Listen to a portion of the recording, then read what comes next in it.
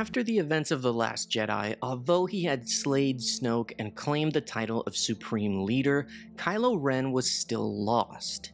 He had power, but he hadn't yet found the legacy he was meant to uphold. His identity was a patchwork of shadows, stitched together from the lives of his parents, his uncle, and most of all, his grandfather. As the war between the Resistance and the First Order burned across the galaxy, Kylo Ren searched for something far more personal: clarity. He had already walked the corridors of Vader's fortress on Mustafar, but now he turned his eyes to another place tied to Vader's past. The place where Anakin Skywalker fell in love: Naboo. It was there, among ruins and ghosts, that Kylo Ren would make a declaration that shocked even his most loyal followers. He would crown himself king. This happens in the 4th issue of the Legacy of Vader comic. It begins with Kylo traveling to Naboo with Retney, who was Darth Vader's former servant. They had met in Vader's fortress on Mustafar, and Retney had taken him to Tatooine. But now he had more to show on Naboo. Retney claimed that Naboo was not just a planet of beauty and art, it was once the cradle of power for the most influential families in the galaxy. Kylo steps into the dilapidated halls of a once opulent villa overlooking the Lake Country. As Retney explains, this estate had belonged to a line of Naboo royalty. But what made this place significant wasn't just its wealth or status, it was because Emperor Palpatine had risen to power from Naboo. Long before he was the Emperor, he was a senator for Naboo in the Republic. The planet had gone through many changes as the government of the galaxy fluctuated, from the Republic to the Empire to the New Republic. Naboo now lay in ruin after some felt that its citizens had profited from their association with Palpatine. Kylo replies that all of that information is irrelevant because he only cares about Vader, not Palpatine, and he didn't see how Naboo was important to Vader's rise to power. But Retney insists that Naboo was central to Vader's development, giving him even greater pain than Tatooine, because it was where he fell in love with Padme Amidala. Kylo listens, half intrigued, half angry. He doesn't want to dwell on Anakin's love. He wants to understand Darth Vader's power. But Retney insists it was that loss, that fear of losing Padme, that gave Vader the strength to do anything, even burn the galaxy to keep her memory from haunting him.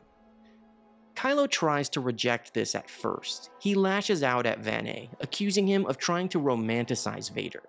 But the truth gnaws at him. He cannot let go of his past either.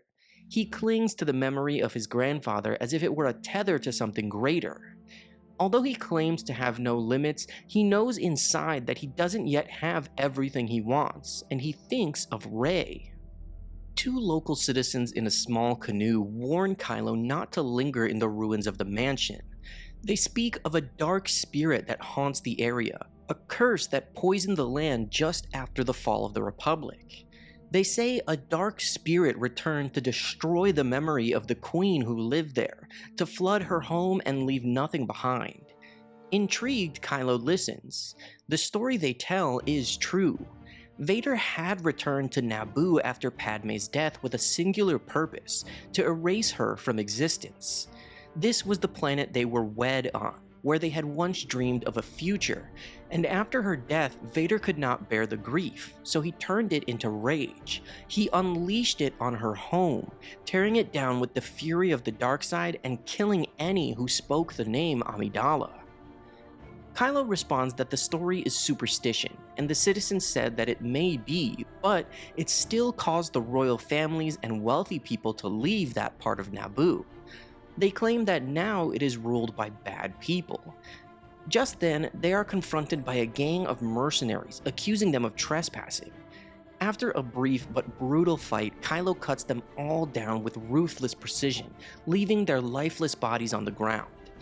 The citizens are shocked and tell him that he has just killed Storg Varuna, a member of one of the ruling families who now claimed criminal ownership of Naboo's properties. Kylo says that the Varunas should just be killed, but the man tells him that lineage matters on Naboo, and the relationship between the royal families is very complicated. As the two citizens leave in their canoe, Kylo tells Vanee that he was wrong about Vader and Padme. He claims that Vader realized his past was not a strength but a weakness, unworthy of what he was trying to build, so he returned to Naboo and destroyed all memory of it. In disgust, Kylo says that Vader understood what the people of Naboo could not. The Naboo were obsessed with the past, letting it control them. Without hesitation, Kylo raises a hand and force chokes the two citizens from a distance, silencing any witnesses as their craft drifts away across the lake. Later, aboard the Finalizer, Kylo seizes control of Naboo's communications and speaks as Supreme Leader of the First Order. He denounces their obsession with lineage, their clinging to the past, their pride in nobility and bloodlines.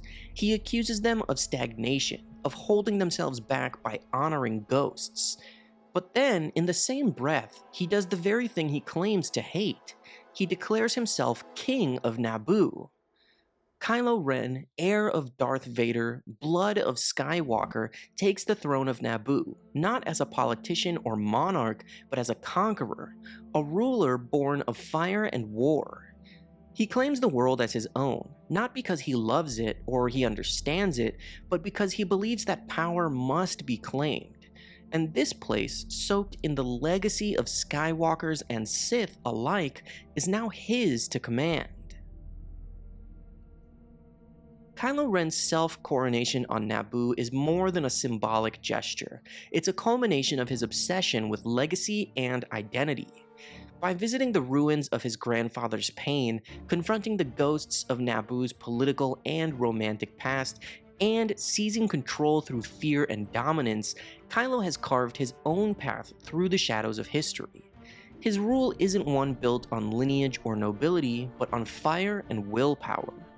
This story gives us a rare glimpse into the heart of the Supreme Leader, into the conflict between Ben Solo's origins and Kylo Ren's ambitions.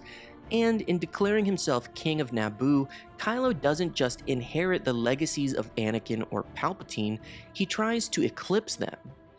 I totally recommend checking out the Legacy of Vader comic. I'm really enjoying it so far. It's only 4 issues in, so you can definitely catch up, but it seems like this is going to be one of the best stories about Kylo Ren, and it's doing a great job filling in the gaps of what he was doing in between The Last Jedi and The Rise of Skywalker. Thank you guys so much for watching this video. I hope that you enjoyed it. Make sure to like and subscribe if you did. And as always, may the Force be with you.